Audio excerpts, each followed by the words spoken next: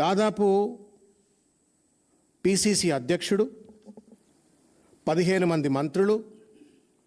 10 మంది ఎంపీలు, 60 మంది ఎమ్మెల్యేలు,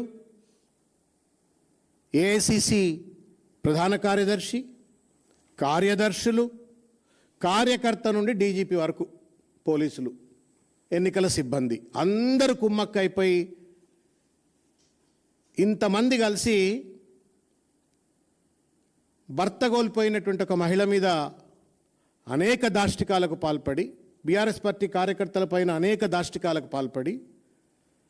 200 కోట్ల రూపాయలు పైచిలకు ఖర్చు పెట్టి వాటిపైన కూడా విశ్వాసం లేకుండా గెలుపు సాధ్యం కాదని తెలిసిన తర్వాత ఎంఐఎంను కాళ్ళ వేళ్ళబడి ఎంఐఎం శాసనసభ్యులను, కార్పొరేటర్లను పట్టుకొచ్చి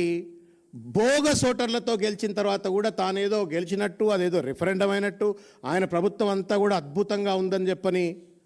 ప్రజలు సర్టిఫికేట్ ఇచ్చినట్టుగా ఆయన జబ్బలు దరుచుకుంటుంటే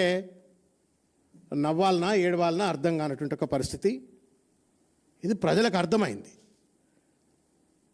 పాత బస్తీలోనో, బీహార్లోనో, ఉత్తరప్రదేశ్లోనో, రాయలసీమలోనో జరిగేటువంటి ఒక rigging, bogus voting, booth capturing, booth ఏజెంట్లను బెదిరించినటువంటి ఒక వైనం జూబ్లీ హిల్స్, హైదరాబాద్ నడిగడ్డ అయినటువంటి ఒక జూబ్లీ హిల్స్కి పట్టుకొచ్చి మళ్ళా తను రాజ్యాంగబద్ధంగా గెలిచినట్టుగా